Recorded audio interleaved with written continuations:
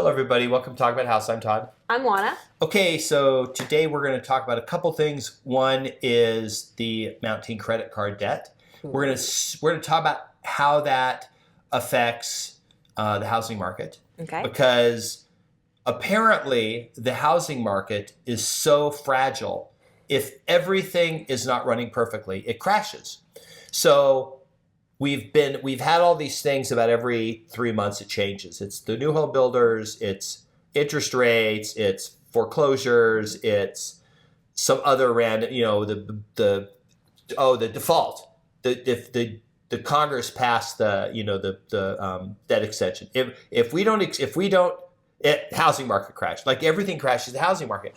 So the latest one is the credit card balances. So let's start with the chart. I'll put the chart up. Okay. This is the total outstanding credit card balances 2008 to present. If you look, now this is a misleading chart. Now, of course, as you all know, I went to graduate school. I got an MBA, and we talked about this in literally this. I kid you not. In MBA school, they teach you how to make charts look the way to prove a point. So it looks like credit card debt is 30 times as much as it was back in 2013 and 14, right? It's not. It's not even double, because the bottom of this chart is 650 billion nationwide, right? Okay. So it's almost $1 trillion. It's 986 billion. So it looks okay, first of all, Juan, I know you can't actually see the chart because you're blind. But let's talk about this chart. Is this direct? Does this mean there's an impending housing crash? Is this literally like the magic bullet in the JFK assassination, where this thing is going to absolutely take out housing now? No. Short answer is no. Look, yes, there's credit card debt out there. But two things. First of all, let's consider who has that credit card debt. Oh. This is a really important thing to think about. Okay, so there are a lot of people who rent out there, and they are more likely to have this credit card debt than homeowners. And you're saying, well, why is that? Well, let me explain. So homeowners, 42% of them own their homes free and clear. So if you own your home free and clear and you still have income, you probably don't have a lot of credit card debt. Yep. If you have that sub 3%, sub 4% mortgage that you can easily afford, and you've got a decent job, then you probably don't have a lot of credit card debt. Okay. So that's, the consideration has to be who has that credit card debt. Well, and my stipulation is that yes, homeowners do have credit card debt, but they do not have necessarily excessive credit card debt in mass.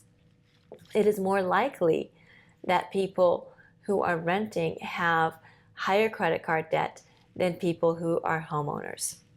Okay, and here's a couple things to think about too, because I think you're right. Remember, if you have a ton of credit card debt, you probably have terrible credit, because one of the things they look at is the percentage of credit that you use versus that you have. Are you making payments? Are you trying to pay it down every month? And if it's increasing, your credit score gets wrecked. And if your credit score is wrecked, it's harder to buy a house. That's the first thing. Well, the other thing is the debt to income ratio. So if you have a lot of credit card debt, then your debt to income ratio is probably not that great. So again, it makes it harder to qualify for a mortgage. So you just go rent. Right. The interesting thing is I was reading an article today, and they were talking about income and how much income has gone up since the year 2000. Now, I remember the year 2000. I think a lot of you do too. But the idea that income went up over 80%. Yeah, 80%. Since the year 2000, that just blew my mind. And I couldn't even wrap my head around that. That just seems really extraordinary. So if you bought a house in the year 2000 and your income has gone up, an average of 80%, how easy is it for you to make that mortgage payment? Yeah.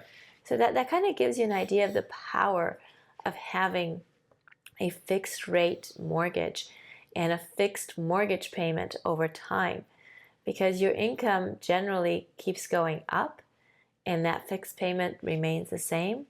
So it just gets easier and easier as you progress in your career to afford your home. And that's a great thing.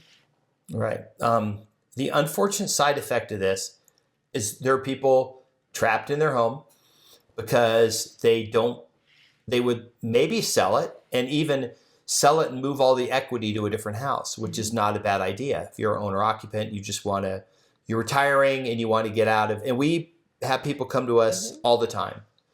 Todd and Juana, we're ready to sell. And we go, okay. And then we go over there and list the house and sell it. And we go, oh, by the way, what are you going to do? Oh, we're moving to some other place and we're going to use that money to whatever, buy a house, pay off debt, do whatever. Or sometimes it's just, we have some debt, we're going to pay everything off and put the rest in a annuity and just, pay ourselves, $2,000 a month till we die, or whatever. They just have people decide that the house went from somewhere they lived and it turned into this financial asset. Right. But then there's a lot of people who are still optimistic, and if they're collecting rents, I can tell you it's really hard to want to sell a rental property right now, because rents are up substantially. Rents are double in Vegas what they were around 10 years ago. Right. They're double in 10 years. I think they were $1,100 a month in 2012, 2013, and now they're $2,250 or something. So that makes the point of, somebody who is a homeowner versus somebody who is a tenant. A tenant's going to have a harder time accumulating money because they've got this, probably their biggest expense is housing.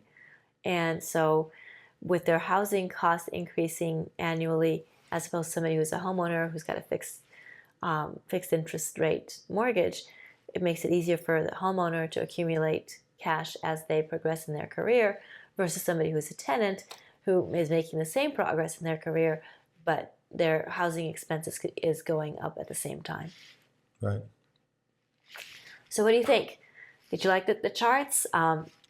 Did we say something interesting for you? Did you get something out of this? If you did, please like the video, subscribe, hit the notification bell, share the video, leave us comments, and we'll see you on the next video. Bye. Bye.